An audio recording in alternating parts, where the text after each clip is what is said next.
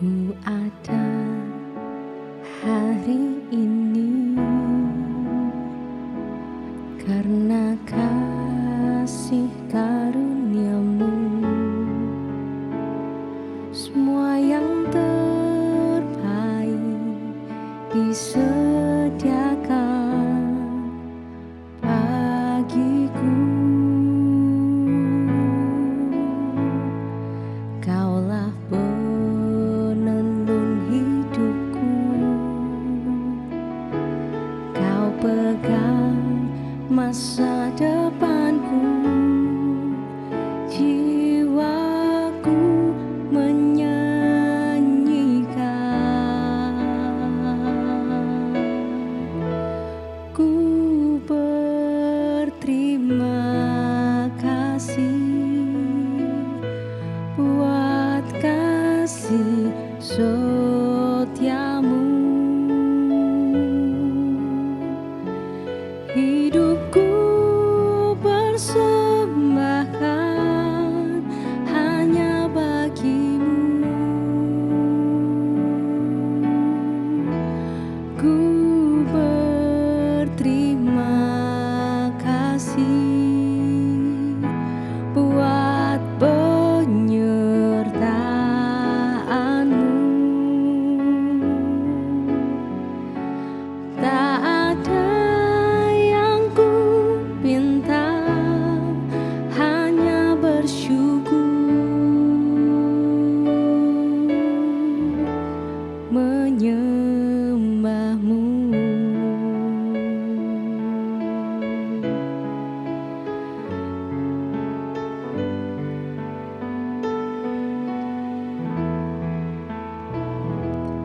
Ku ada hari ini karena kasih karuniamu. Semua yang terbaik disediakan bagiku. Kaulah penenun hidupku, Kau pegang masa depanku. Jiwaku menyanyikan,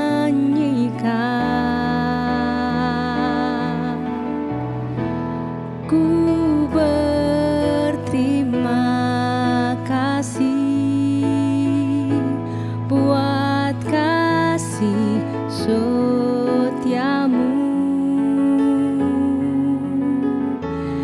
Hidupku persembahkan hanya bagimu.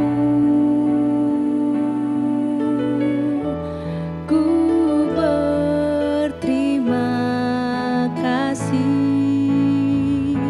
buat penyertaanmu.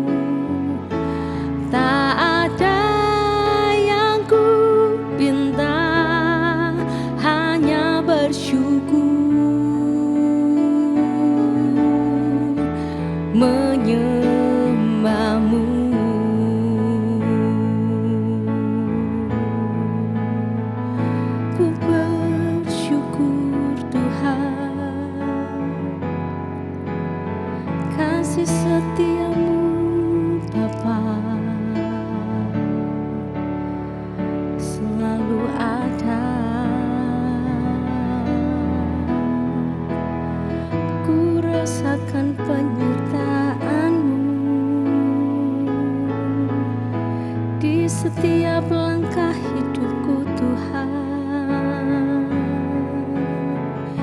Ku bersyukur,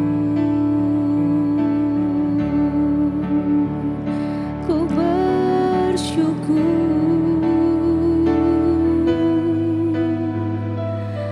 Tak ada yang kami pinta Tuhan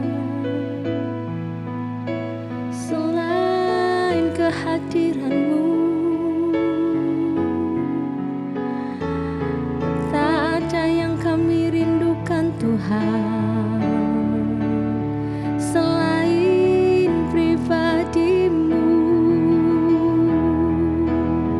Karena itu lebih dari cukup.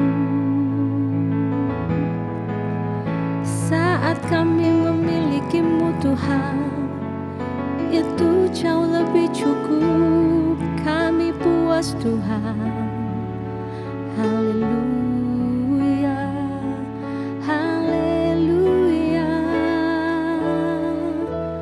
Ku berterima kasih buat kasih setia-Mu. Hidupku persembahkan hanya bagi-Mu. Ku berterima kasih buat penyertaan-Mu. Tak ada yang ku pinta, hanya bersyukur, menyembah-Mu.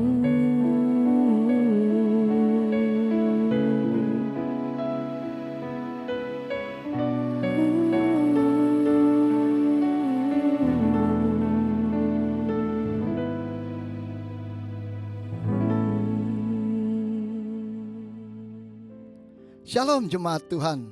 Kita masuk pada bulan Desember di tahun 2024 ini. Tentu bulan ini adalah menjadi bulan penuh damai sejahtera, sukacita, di mana setiap kita akan merayakan kehadiran Tuhan di tengah-tengah setiap kita sebagai orang percaya.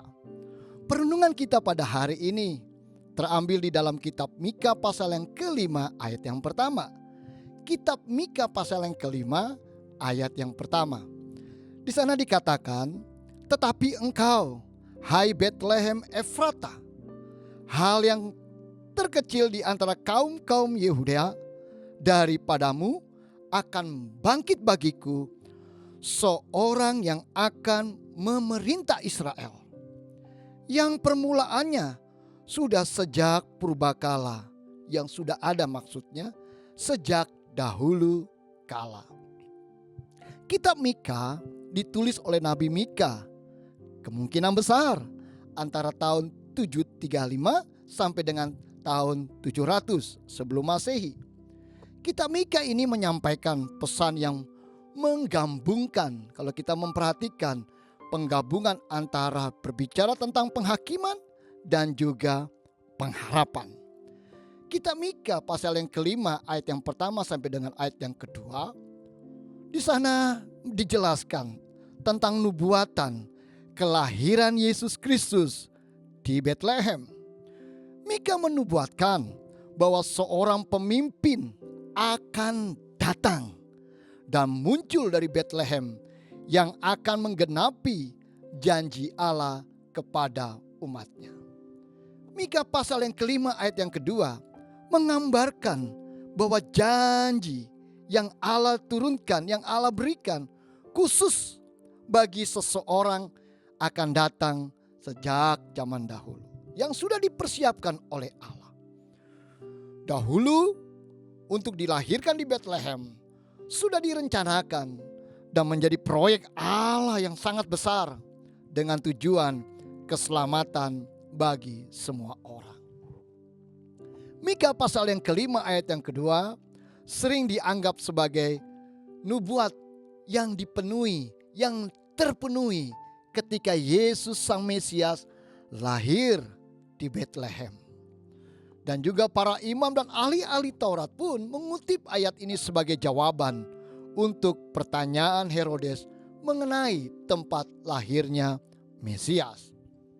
Bapak, Ibu, saudara-saudara yang dikasihi Tuhan, di dalam Mika pasal yang kelima ayat yang kedua, ayat yang pertama maksud saya, dikatakan, tetapi engkau, hai Bethlehem Efrata, yang terkecil di antara kaum-kaum Yehuda.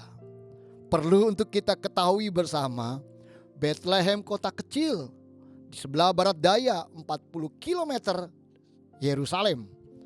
Kota terkecil, tidak mencapai 1.000 anggota keluarga pada saat itu.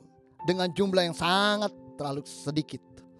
Penduduknya lebih sedikit daripada peliharaannya. Itu sebabnya mayoritas para pekerja untuk penghidupan yang ada pada saat itu, mereka semua hanya sebagai gembala. Pada zaman Nabi Mika, Bethlehem hanyalah sebuah desa kecil. Berbeda sekali jika dibandingkan dengan Yerusalem. Yerusalem adalah kota besar, pusat dari kerajaan Yehuda. Desa ini terdiri pada ketinggian 765 meter di atas permukaan laut. 30 meter lebih tinggi dibandingkan kota yang megah di Yerusalem. Banyak orang lebih suka membicarakan kota Yerusalem dibandingkan Bethlehem.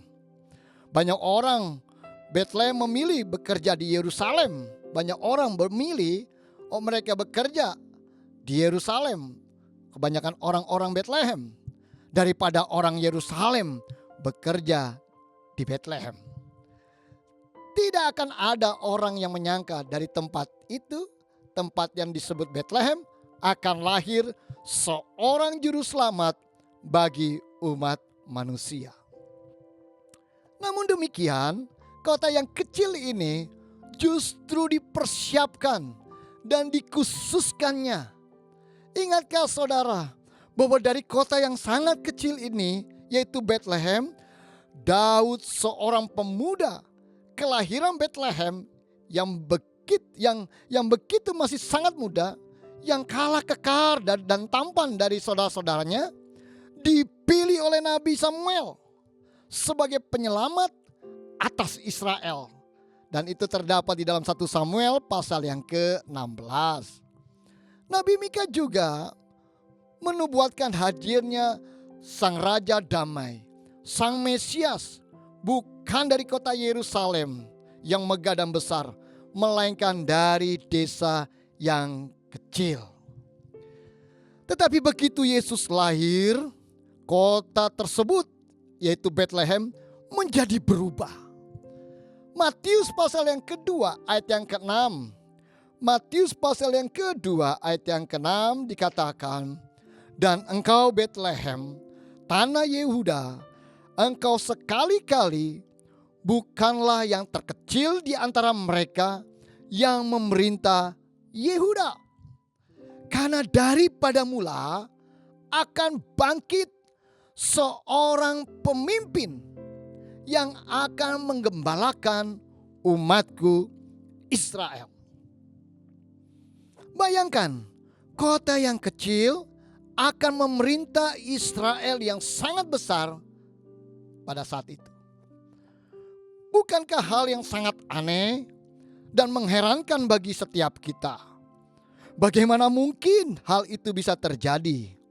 Apakah benar bahwa semua hal tersebut benar-benar dapat terjadi? Dikatakan, karena daripada mula akan bangkit seorang pemimpin yang akan menggembalakan umatku Israel. Bukankah pada masa itu sudah ada pemimpin-pemimpin di dalam kota tersebut yang memerintah tentunya. Pemimpin yang seperti yang akan datang serta yang akan mengembalakan bangsa Israel. Seorang atau pribadi yang akan datang tentu bukanlah pribadi yang biasa-biasa. Bukan pula pribadi yang akan mengembalakan dengan tangan besi.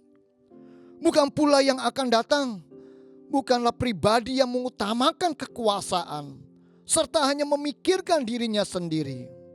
Bukan pula pemimpin yang hanya mengumbar janji, dan juga bukan pula pemimpin yang datang membawa agama tertentu.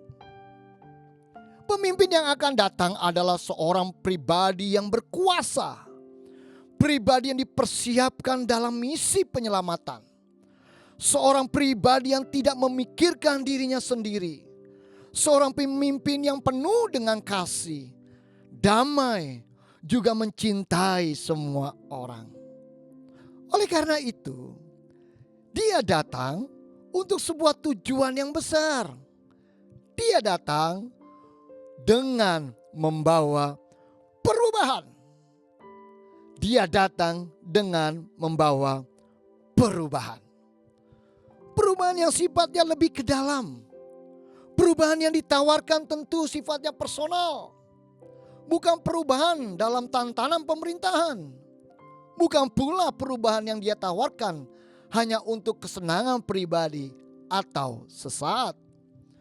Melainkan perubahan hidup ke arah yang Tuhan kehendaki, kepada kesempurnaan hidup, dan juga perubahan dalam setiap karakter setiap hidup kita semua. Bapak, Ibu, saudara-saudari yang dikasihi Tuhan, setidaknya ada dua hal, ada dua poin dalam kedatangan Tuhan yang membawa perubahan. Biarlah dua hal ini dapat menolong setiap kita semua mengerti arti kedatangan Tuhan dalam setiap kehidupan kita. Perubahan yang pertama, Tuhan hadir membawa perubahan dalam hidup setiap kita masing-masing. Dia hadir membawa perubahan dalam setiap kehidupan kita pribadi lepas pribadi. Perubahan dalam hidup pribadi. Setiap kita yang berdosa, yang lemah, yang disingkirkan, yang dikucilkan, yang tidak dianggap, yang hidupnya terpuruk, dia datang membawa, dia datang mengubah hidup setiap kita menjadi pribadi yang berharga. Dia datang membawa perubahan agar setiap pribadi kita menjadi berarti dan juga menjadi bernilai di hadapan Tuhan. Dia datang membawa perubahan tidak saja kepada pribadi kita masing-masing, tetapi perubahan dalam setiap kehidupan yang kita hadapi. Perubahan dalam rumah tangga, hubungan dipulihkan, ada kasih mesra, ada saling penerimaan, dan juga saling mengampuni. Dia datang membawa perubahan. Perubahan akan ekonomi atau usaha, bisnis, pekerjaan setiap kita semua. Dia sanggup mengangkat serta memulihkan keadaan setiap ekonomi dan usaha kita. Karena kita tahu Dia sumber dan penyedia yang sejati untuk setiap kita yang berharap kepada Tuhan. Itulah sebabnya Bapak Ibu jemaat Tuhan, percayalah kepada Tuhan bahwa Dia sanggup mengubah, menghadirkan perubahan di tengah-tengah kehidupan setiap kita.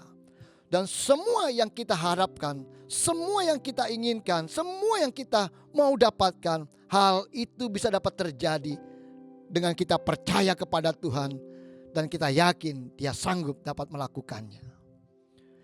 Perubahan yang kedua yang bisa Dia dapat lakukan, yang Dia datang membawa perubahan di dalam kehidupan kita. Perubahan yang kedua adalah Tuhan datang membawa perubahan dalam kita bersekutu bersama dengan orang percaya. Dia datang membawa perubahan dalam setiap orang-orang percaya satu dengan lainnya. Di dalam Mika pasal yang kelima ayat yang keempat, Mika pasal yang kelima ayat yang keempat-C dikatakan, maka ia akan bertindak dan akan menggembalakan mereka dalam kekuatan Tuhan, dalam kemegahan nama Tuhan Allahnya mereka akan tinggal tetap. Sebab sekarang ia menjadi besar sampai ke ujung bumi. Kedatangan Tuhan membawa dampak yang sangat begitu besar dan yang luar biasa. Tidak main-main. Di sana dikatakan kekuatan Tuhan. Artinya ada kuasa Tuhan, ada kebesaran Tuhan yang hadir datang di dalam setiap kehidupan kita sebagai orang percaya. Kita meyakini, kita melihat bahwa Tuhan mengambil bagian. Tuhan itu bereaksi. Tuhan itu tidak tinggal diam.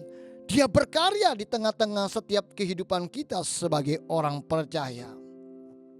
Setiap kita sebagai orang yang beriman diberi kuasa, keberanian dalam bertindak. Karena hal itu dikarenakan Tuhan datang membawa perubahan yang sangat besar bagi gerejanya. Saya mendorong buat setiap kita semua pada saat ini dalam perenungan kita, biarlah kedatangan Kristus di tengah-tengah kehidupan kita sebagai orang yang percaya. Yang perlu kita ketahui bahwa Dia datang membawa perubahan yang besar atas kehidupan kita secara pribadi. Dan Dia juga datang membawa perubahan bagi setiap gerejanya secara besar. Dan biarlah perenungan ini menolong setiap kita semua memahami akan kedatangan Dia ke dalam dunia ini. Saya ingin menuntun setiap kita semua masuk di dalam doa. Bapa di dalam sorga, kami mengucap syukur kepadamu ya Tuhan, karena Engkau Allah yang begitu baik, sangat baik, luar biasa baik. Oleh karena pekerjaan Allah yang begitu besar, menghadirkan Kristus Yesus di tengah-tengah kami, lahir sebagai juru selamat, dengan membawa suatu misi yang besar agar kami semua dapat diselamatkan. Kami sungguh sangat bersyukur kepadamu Tuhan. Kami sungguh bangga memiliki Allah seperti Engkau yang senantiasa setia dan tidak pernah meninggalkan setiap kami. Biarlah hamba-Mu berdoa pada pagi saat ini ya Tuhan. Engkau menolong setiap kami. Engkau memberkati setiap kami.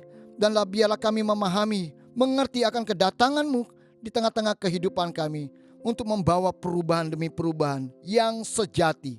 Bukan hanya sementara, tetapi yang sejati yang Kau tawarkan di tengah-tengah kehidupan kami. Biarlah perubahan terus-menerus terjadi dalam proses iman kami untuk tetap terus percaya kepada Tuhan dan mengiring Tuhan dan melayani Tuhan dengan kesungguhan hati.